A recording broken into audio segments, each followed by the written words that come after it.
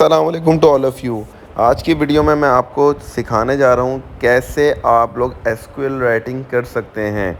यानी ये आज का लेसन 1 है एसक्यूएल राइटिंग को सीखने के लिए। उसके बाद लेसन 2 या पार्ट 2 आएगा, फिर पार्ट 3 आएगा। तो कैसे आप फ्री में, यानी जी हाँ, बिल्कुल फ्री आप जो है वो एसक्यूएल राइटिंग सीख सकते हैं W3 स्कूल से। W3 स्कूल से आप बिल्कुल फ्री में अपनी एसक्यूएल राइटिंग को इम्प्रूव कर सकते हैं। किस तरीके से, हाउ इज़ इट वर्क्स?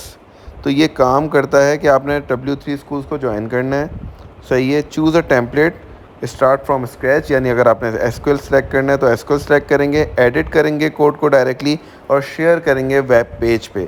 यानी ये बहुत ही आसान है। मैं आज आपको ये करना बताऊंगा तो आपको वाकई आइडिया हो कितनी आसान चीज़ है। आपने सबसे पहले अपने ब्राउज़र पे जाके ये लिख लेना है w3schools.com।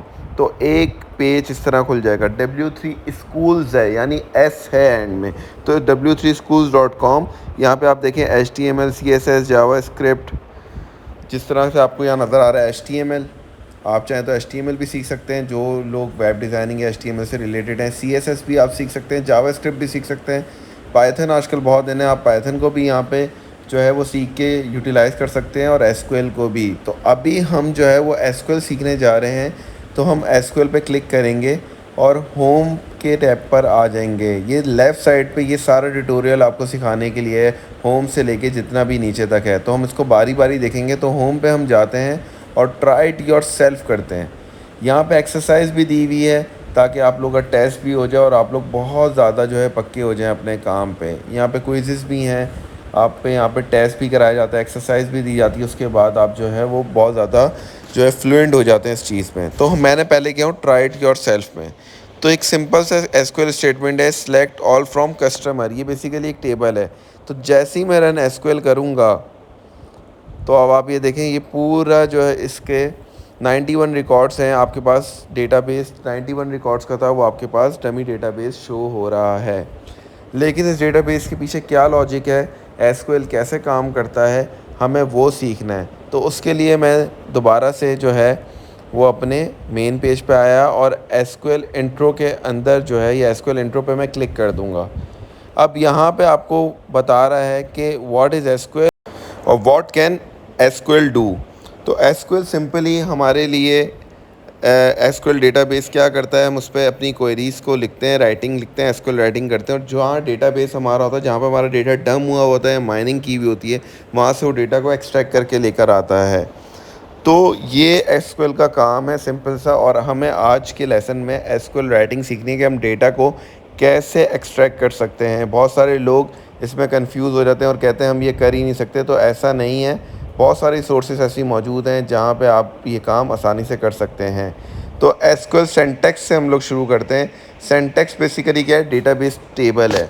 जो भी ऑल फ्रॉम के बाद, यानी सिलेक्ट ऑल फ्रॉम के बाद आप जो भी टेबल का देंगे, डेटाबेस टेबल का नेम देंगे, उसको हम सिंटैक्स कहते हैं। जैसे यहाँ पे कस्टमर का टेबल आपको नज़र आ रहा है। मैं ट्राई इट योरसेल्फ इससे पहले भी कर चुका हूँ, लेकिन मैं आपको दोबारा दिखाने के लिए यहाँ पे करूँगा तो आपको नज़र आ जाएगा कि भाई ये काम क्या कर रहा है।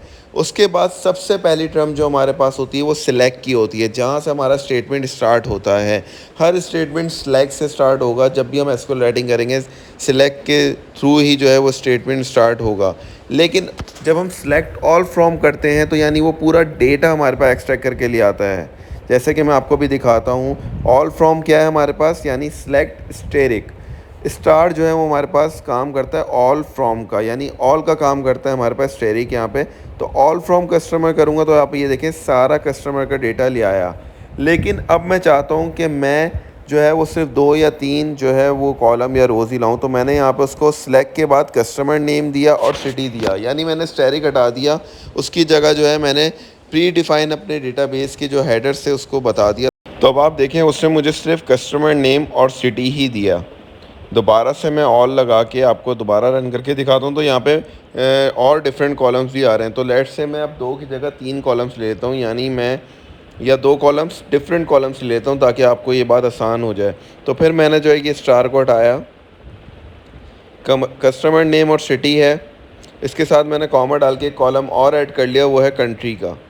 लेकिन याद रहे हेडर आप वही इसको देंगे, लिखेंगे, स्पेलिंग एरर्स नहीं होने चाहिए, वरना ये आपको जो है वो आपका जो डिज़ायर रिज़ल्ट है वो नहीं देगा। तो देखें 91 रिकॉर्ड्स इसने दिए, कस्टमर नेम, सिटी और कंट्री, तीनों चीज़ें इसने मेंशन कर दी। तो अब आपको सिलेक्ट का जो सिंटैक्स का मतलब है वो होपफुली समझ आ गया होगा। नेक्स्ट स्टेप जो है वो हमारा है SQL select distinct statement. Distinct की मीन्स होते हैं यानी आप जो है अगर आपकी वैल्यू जो है रेपिटेटिव हो रही है, रिपीट हो रही है, तो वो उसको सिंगल डिजिट पे काउंट करेगा, सिंगल वैल्यू काउंट करके लेकर आएगा। तो अब यहाँ पे हम क्या करेंगे, अब यहाँ पे हम जो है इसको भी ट्राई इट योरसेल्फ करेंगे और अब देखेंगे डिस्टिंक्ट का फंक्शन हमारा कैसे यूज़ होता है। तो पहले तो मैं यहाँ पे कंट्री हटा देता हूँ, ठीक है, और ऑल फ्रॉम कस्टमर करके मैं आपको इसके टोटल रिकॉर्ड्स दिखाता हूँ जो कि 91। तो 91 रिकॉर्ड्स आ रहे हैं, लेकिन यहाँ पे बहुत सारी चीज़ें डुप्लिकेट भी हो रही होंगी। तो अब हम क्या करेंगे, अब हम ये करेंगे कि हम स्टार को हटा के, स्टेरिक को हटा के, यहाँ पे हम सिलेक्ट के साथ पहले डिस्टिंक्ट लिखेंगे।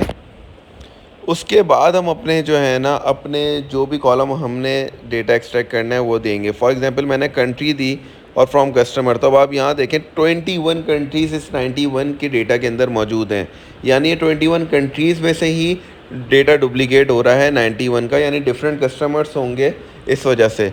चलें अब हम सिटी वाइज भी देख लेते हैं। सिटी वाइज हमारे पास 69 डिफरेंट सिटीज़ या यूनिक सिटीज़ इसके अंदर मौजूद हैं जो कि इस रिकॉर्ड के या इस डेटाबेस के अंदर आ रहा है। तो होपफुली आपको ये सिलेक्ट के साथ डिस्टिंक्ट का फंक्शन भी समझ आया होगा।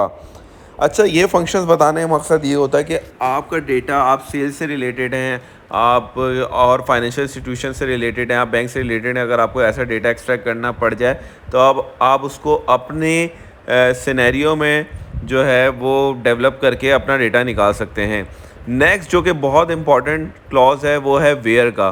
वेयर के बगैर आपकी कंडीशन नहीं लग सकती, डेटा फ़िल्टर होके नहीं आ सकता। जैसे select all from customer, data अगर 2.5 लाख 3 लाख रोज़ का है तो आप क्या करेंगे, आपको वेयर का स्टेटमेंट लगाना पड़ेगा ताकि आपका डेटा फ़िल्टर होके आ जाए। जैसे कि ये डेटाबेस आपको नज़र आ रहा है, सेम वो इसी डेटाबेस पे हम काम कर रहे हैं जहाँ पे 91 रिकॉर्ड्स हैं।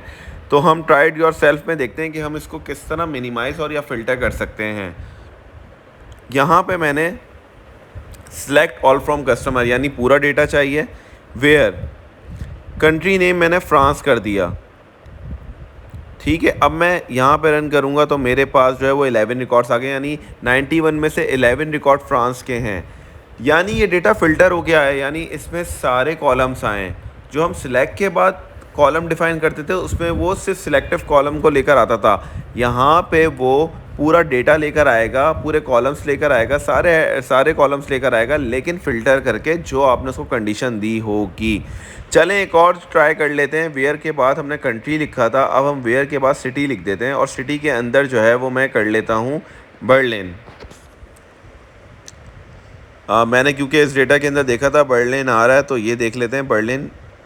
जैसे ही मैंने इसको किया यहाँ डेटा नहीं आया क्योंकि मैंने बर्लिन की स्पेलिंग गलत लिखी है, BER नहीं लिखा था। तो अब आप देखें, यही मैं आपको बताना चाह रहा था कि अगर आप कोई भी गलती करेंगे तो ये आपको जो है फिर आपको इसका जो है वो डिसएडवांटेज हो सकता है, आपके पास डेटा सही से ड्राइव होके नहीं आएगा। आज का आखिरी पार्ट जो है वो एसक्यूएल एंड ऑपरेटर है, यानी आपने वेयर के साथ अगर आपको मल्टीपल कंडीशंस लगा के फ़िल्टर करना है डेटा तो आपको अब एक दफ़ा वेयर लगाना है, उसके बाद आप जितनी दफ़ा भी फ़िल्टर करने के लिए कोई भी चीज़ ड्राइव करेंगे आपको एंड यूज़ करना पड़ेगा। कैसे करना पड़ेगा इसको भी हम ट्राइड योर सेल्फ करके देखते हैं।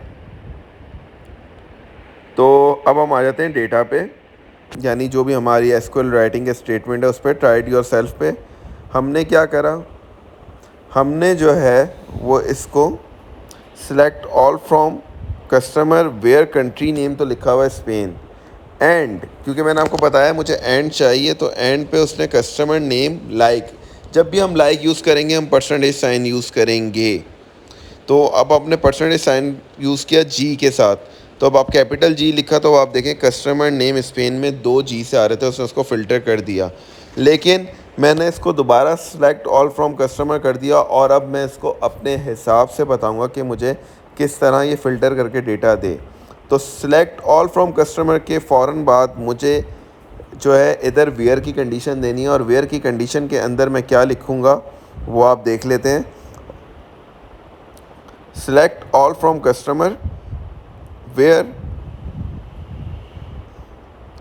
स्पेलिंग का बहुत ख्याल रखिएगा वरना ये आपका डेटा जो है वो आपको एक्सट्रैक्ट करके नहीं देगा, डिस्प्ले नहीं करेगा। वेयर का country is equals to France and city, मैं कस्टमर नेम की जगह सिटी पे लगा के दिखाता हूँ आपको। City like percentage S, quotation के अंदर लिखना बहुत ज़रूरी है। तो अब आप देखें जैसे ही मैं एक्सेल को रन करूँगा तो ये मुझे कोई 6 रिकॉर्ड दे देगा, यानी फ्रांस के 11 रिकॉर्ड में से 6 रिकॉर्ड के अंदर सिटीज़ के अंदर एस आ रहा है।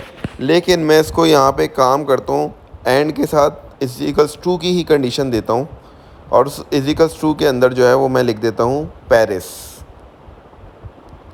अब जब मैं रन करूँगा तो मेरे पास जो है वो 2 रिकॉर्ड आएंगे, यानी 2 कस्टमर जो हैं फ्रांस में मेरे पास पेरिस से मौजूद हैं।